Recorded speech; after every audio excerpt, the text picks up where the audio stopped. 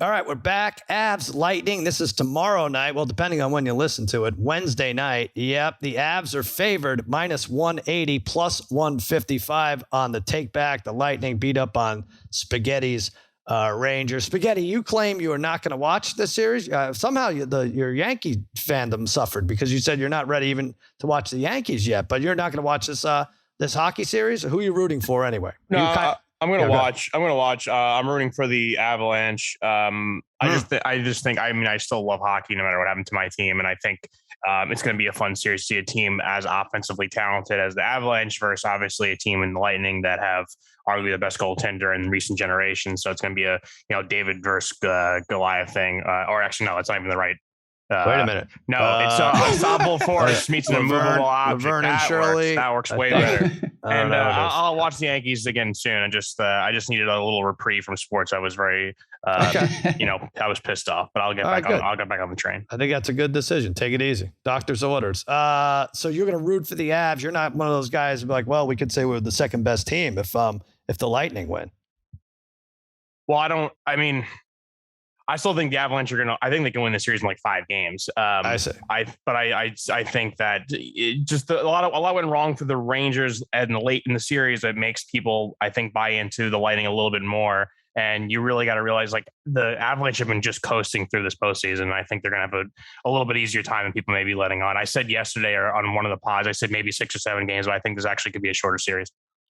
Yeah, so I was looking at this, and yeah, I don't know. In our heads, we have it like, oh, so much better offense than the Lightning. I think we kind of feel the same way about the Warriors and Celtics, although that might pay off anyway for the Western team. But the truth is, and I might be saying this because I'm holding on to an 11-1 Lightning to win the Cup ticket, as is Mikey Meatballs, brother Bri in there too, somewhere around 3 or 4-1. But 3.76 goals per game for the Avs, 3.48. This is for the season. 3.48 for the Lightning. Avs are 4th.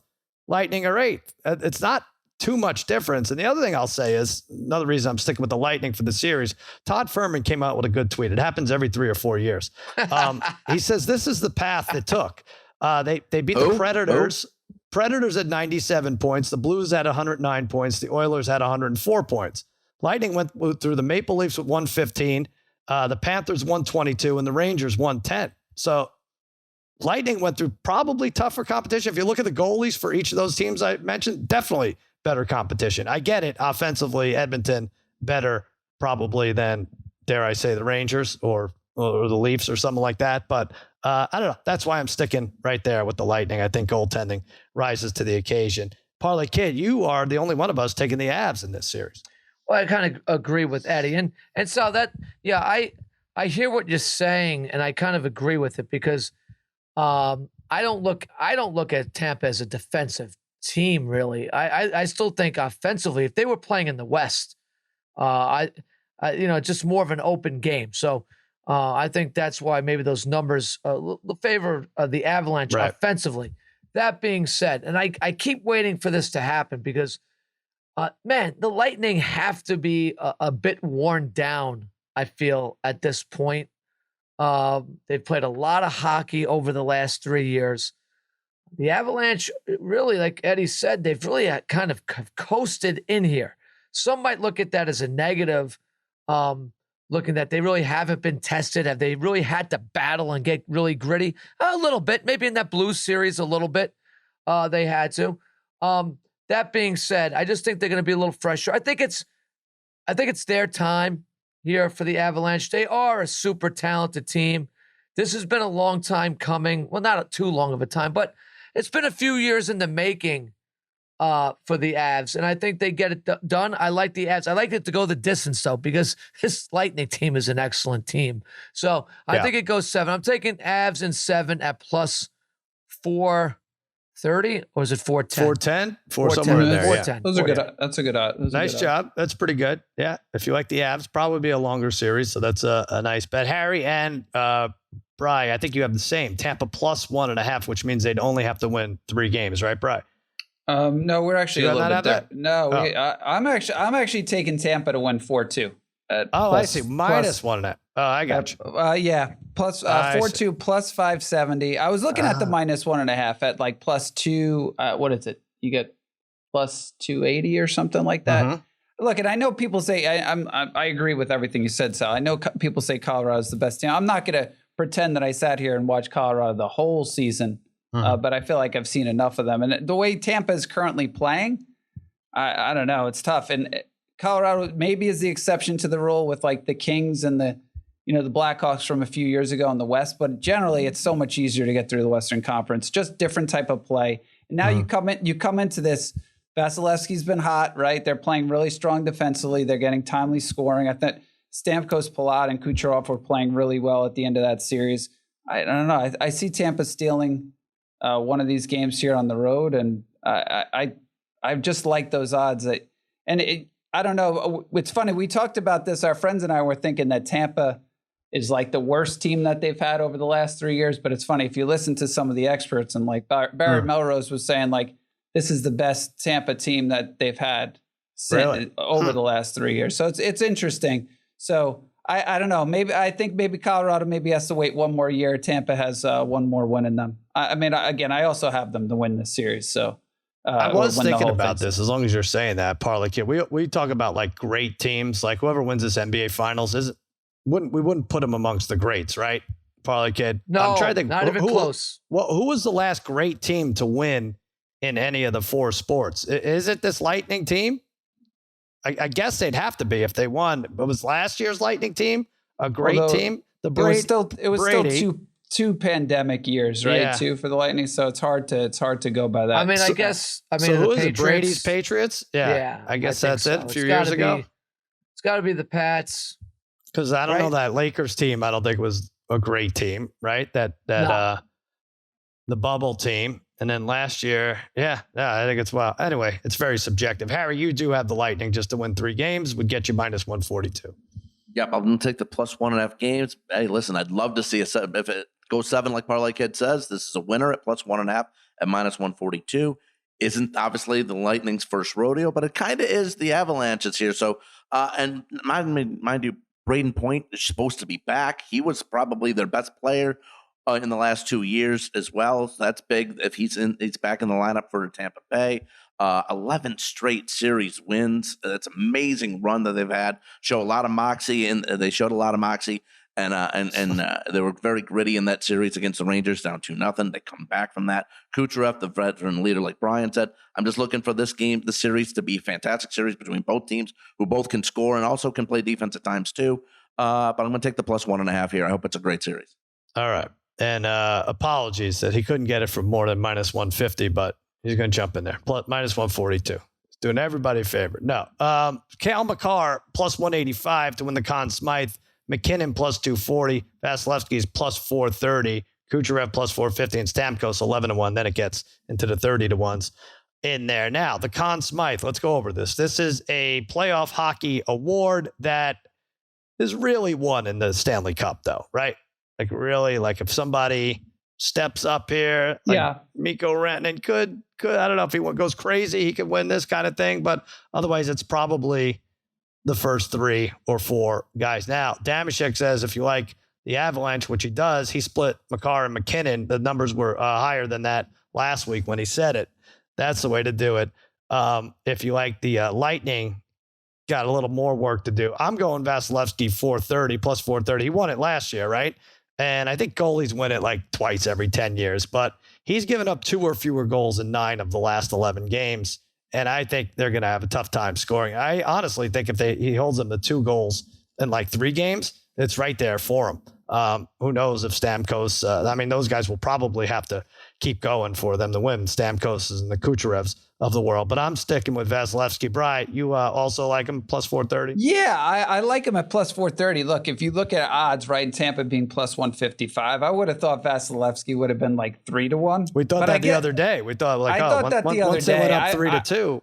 We thought, for sure, it was going to be. I guess the reason you're looking differently is like, maybe the expectations is going to be maybe a high scoring series, and if it's a high scoring series, then he's out of contention. But aside from that Rangers game 1, right, he's been locked in for 2 straight series here.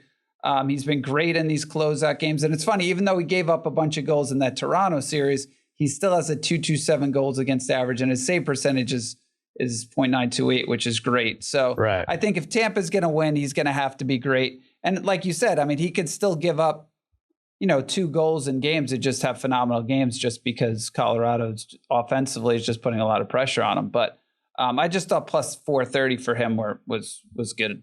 Looking at that game one, his goal, his save projection. Now I can't find it, but of course it was I think it was 33. Does that sound right? That it was like 33? Could that be 33 and a half? All right. Anyway, Harry, what do you like for Conn Smythe? I'm going to take Steven Stamkos at 11-1. He's third on the team in points in the playoffs, second in shots taken behind Kucherov. He had 5 points in his last 3 games against the Rangers. And at 32, he's played his entire career in Tampa, and he had a best season this year of 106 points. If the Lightning win, obviously he's going to play an integral part in getting this third straight championship.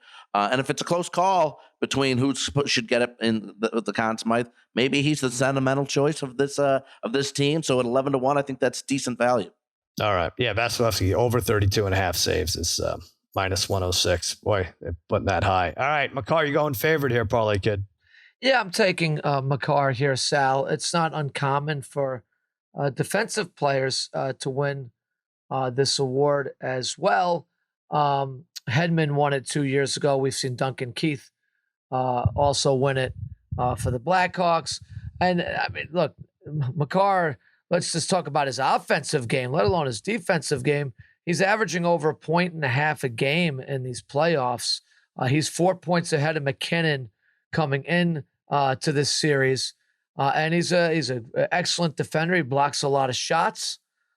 He's kind of the heart and soul of this team. Like you said, McKinnon, I think it's going to fall if they win. And this is the thing where you can kind of eliminate the goaltender here for the Avalanche, being that, both the no goalie has stood on his head yet, really, for the Avs, and no goalie has played more than 50% of the games, right, so far in the playoffs. So I don't think no matter really what happens in this series, it's going to go to a goaltender for the Avs. That being said, Makar, again, he's been fantastic.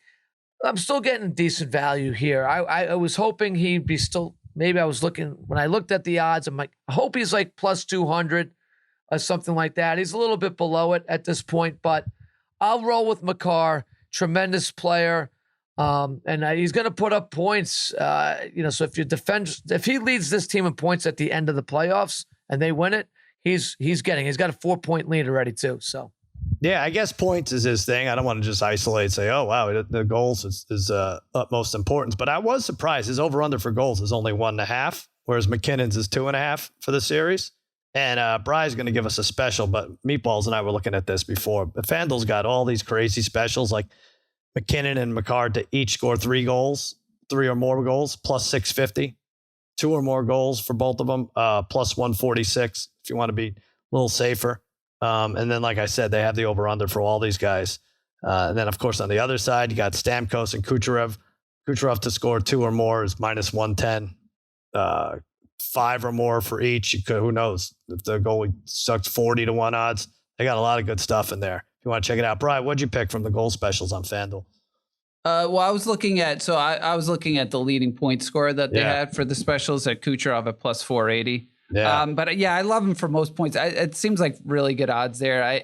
Even though he struggled at times in that Rangers series, he still had 8 points in 6 games, and he missed a lot of opportunities, I thought, in that one. So he has 23 points in 17 games. I think he has a big offensive series here.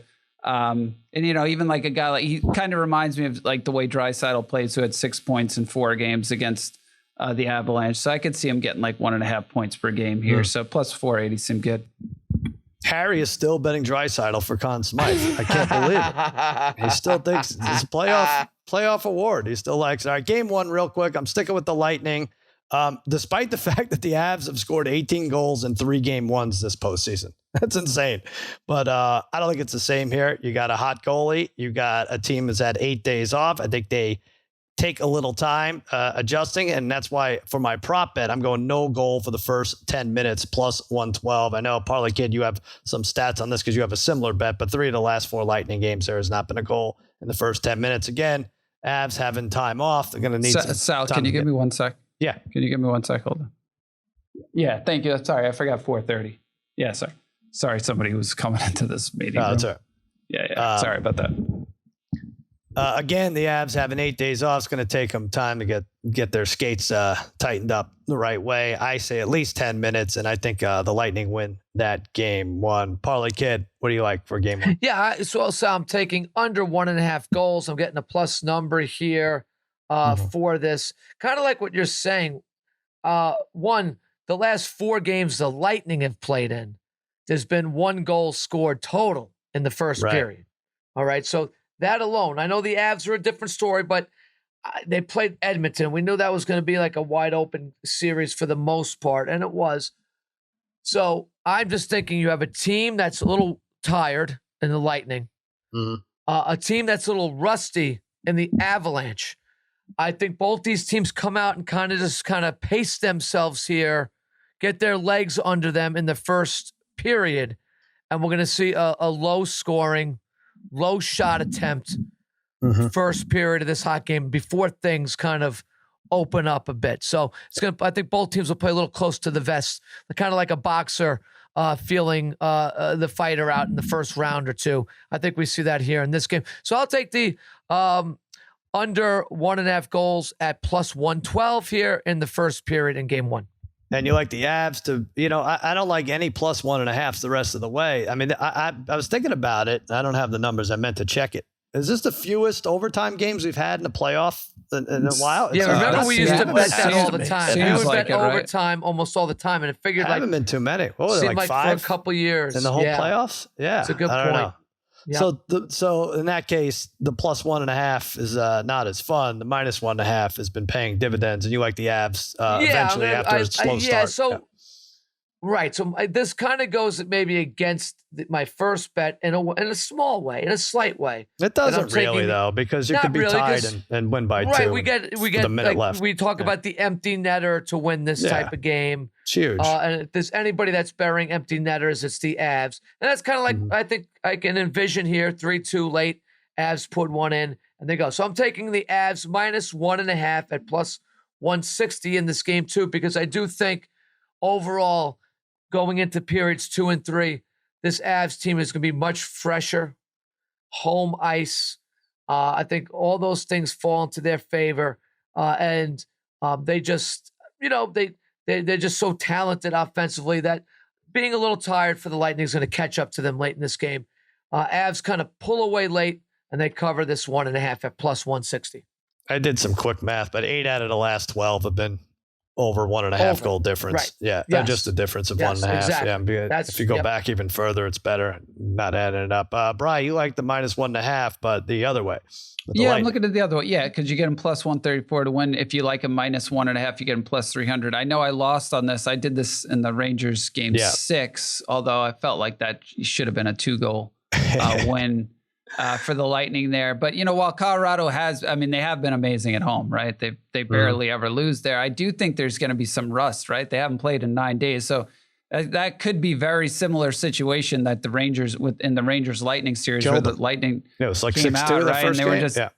just, it took them like 2 games. I mean, took them like late into the second game to kind of get their legs back. So third game, really? They were down 2-0, I guess you could say in the third game. I thought the second game they played okay. There were stretches there they played okay. But I do really think that Tampa Bay, just the way they finished out that series, they're kind of locked in at the moment. They have enough rest over the last couple of days, but enough momentum to carry them into this game. So I kind of like them to steal this game. So again, this is predicated probably on maybe a potential empty netter late in the game, but I thought the plus 300 at minus 1.5 was pretty good just because the Avs haven't played in so long. All right. And your player prop, Makar and Kucherov. Wow, they're mixing it up here. They both have an assist? Yeah, so they have a special, they have some of those player specials on there, but I was looking at Makar and Kucherov to both have an assist at plus 220. When you look at their numbers, their assist numbers are great, these two guys. Kucherov has 5 assists in his last 5 games, 16 assists in 17 playoff games, where Makar has 7 assists in his last 4 games and 17 assists in 14 games. So I think there are going to be, unless Vasilevskiy is just fantastic right away in game 1 and the Avs are rusty, I do think they'll, especially maybe in game 1, there might be, some goals scored here. So I like both guys at plus 220. All right, Harry threading the needle a little here, going under 6 for the game, but betting an over for a player prop to score. Got to give it a shot here. I'm going to go under 6 at minus 102 for the game. Agree exactly what Parlay Kid said about the first period. Both teams maybe feeling each other out, see how things go, kill some clock, not maybe low scoring in the first period. Last 2 Stanley Cups for Tampa Bay, 11 total games, 6 are under in goals, 7-3-1 the last 2 Stanley Cups. And those, again, their defense and their goaltending has been fantastic the last few games, like I said, against the Rangers. So I'm going to go under 6 here at minus 102. I'm going to take Avs Gabriel Landeskog over a half a goal at plus 188. Landeskog has 3 points and 2 goals versus Tampa Bay this season, 3rd leading scorer in the playoffs for the Avs, and has the 2nd most goals on the team behind McKinnon in the playoffs. Give me Landeskog over a half at plus. Well, there you go, Sal. A plus 188. That's good, for you, buddy. But you better hope he doesn't see that other stat about how they've given up like one goal in 7 of 11 games or whatever. But yeah, I know what you're saying. All right, that's fun. Spaghetti, I think you said you're rooting for the Avs, game 1 and the series. Yeah, I still think the Avalanche can win. I still think they're going to, like I was saying before, the Rangers are not good 5-5. The Avalanche will be way better 5-5. Their power play too, if they need to score, then they can. And I just think they're going to overwhelm Tampa. And Vasilevskiy has proven that he could be beat, could give up 5-6 goals a game. So I think we have a little too recency bias with the Tampa Bay Lightning. And I think that the Avalanche are kind of almost coming in this underrated. Yeah, you don't want to see that. And also, someone tweeted that, and this is going to drive Damashek crazy. I'm glad I don't have to talk to him until Thursday. This is the 4th time in history 2 teams are meeting up in a finals setting where neither ends in an S. Is that what it is? Avalanche against Lightning. Harry, I'm surprised you didn't know that. I was thinking of that. I was going to mention that the other day. It might be the first time in hockey. I think it's 4th in wow. Right, because it was like Heat and Jazz. Who did it? Mavs. I don't know. I don't even care. I don't know why I brought it up. Magic. Who did the Magic play? Or no, Rockets. No, Rockets. No. Fighting Irish, Crimson Tide. Oh yeah, well, out of college we might. Yeah, that might be. It might be a whole different ballgame. Again, I don't even know why I brought it up. Hey, we're gonna tease the U.S. Open. Tomorrow we're going to preview the U.S. Open. That's going to be fun all weekend long. We'll preview Game 6 in Boston. Lots coming up tomorrow on Against All Odds. Congratulations, Chris Bianco, our buddy, James Beard Award winner, Best Restaurateur. Awesome.